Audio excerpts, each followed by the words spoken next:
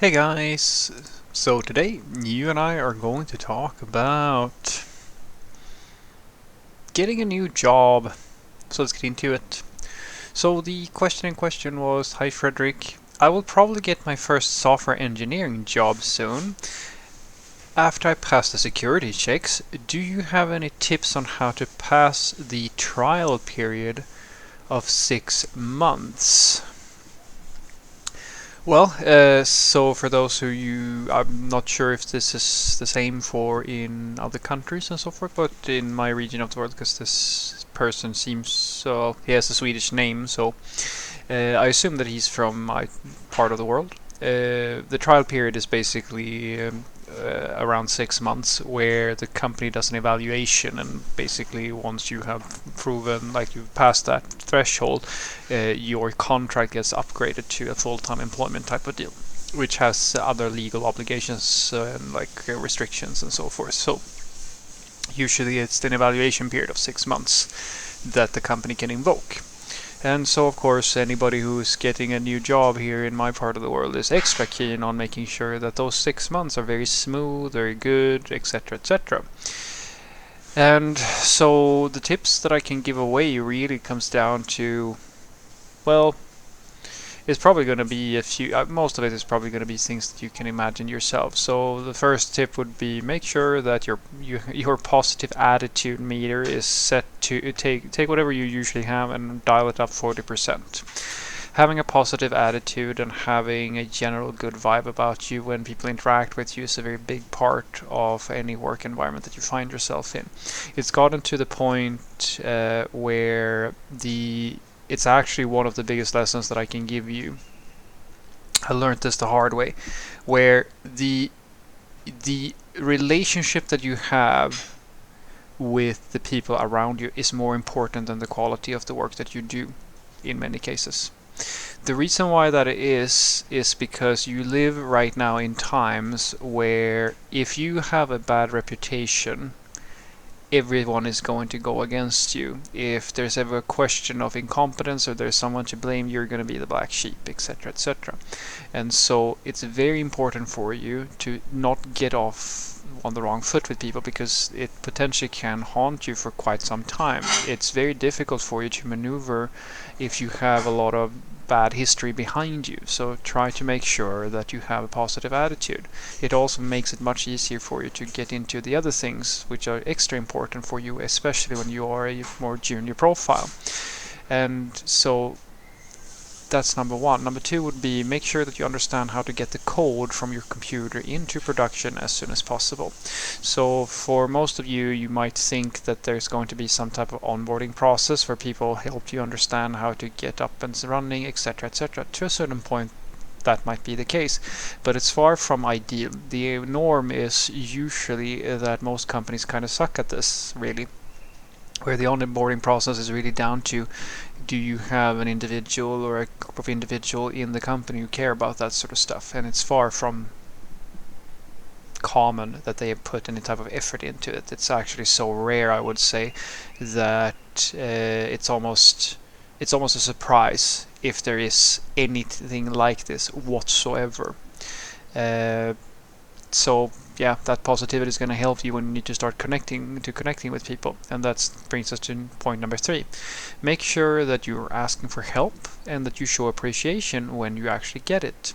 Because basically you can think of it as that your coworkers, well, they're giving you their time, and it's important for you to have that a good relationship with them, so that they feel like that's okay, they're willing to help you out and sort of sacrifice a bit of their time in order to help you out with your stuff, because you need to. So and it's very important that you also make sure that you respect their time.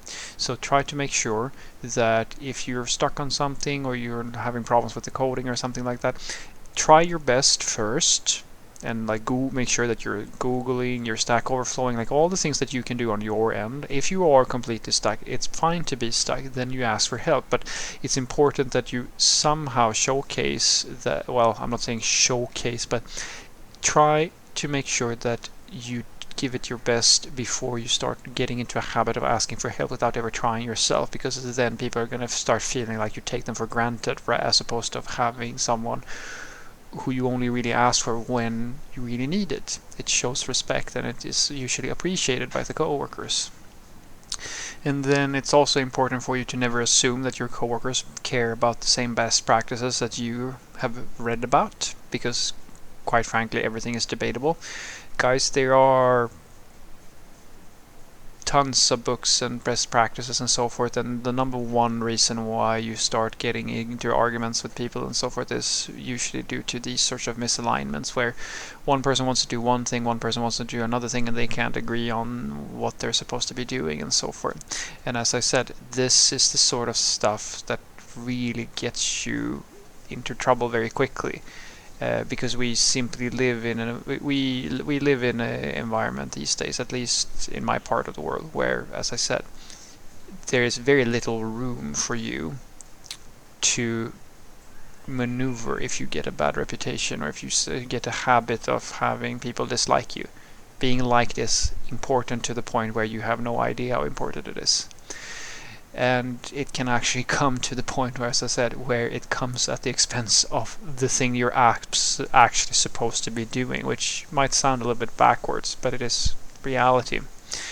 So make sure that you don't force your will upon people and so forth. And to summarize it, I suppose I would say that it's more important that your code works and that your coworkers like you as an individual than it is for you to get to code exactly the way you want. I promise you that is a better recipe for your survival, or your employment, than you proving to people that you know a better way of doing it, or you're the smartest person in the room, etc., etc. And trust me, this sucks, but in some cases you're gonna be smarter than everybody else, and in some cases you may not be. But in the situations where you are smarter and people don't agree with you, it doesn't really matter if you are smarter than them, because even if you win, you lose in a sense, unless you know how to. You have to be fairly good at what you do and be fairly lucky in order to get the thing that you want at the expense of what somebody else wants, if they're really against you. It's a very tough situation, and usually it's better for you to simply not make that investment, because you will get to a certain point. It took me a very long time to get there, and that point is when you realize that you're fighting to be allowed to write code on behalf of a company that pays you regardless of if you write it your way or your coworker's way. It doesn't matter which one of you do win.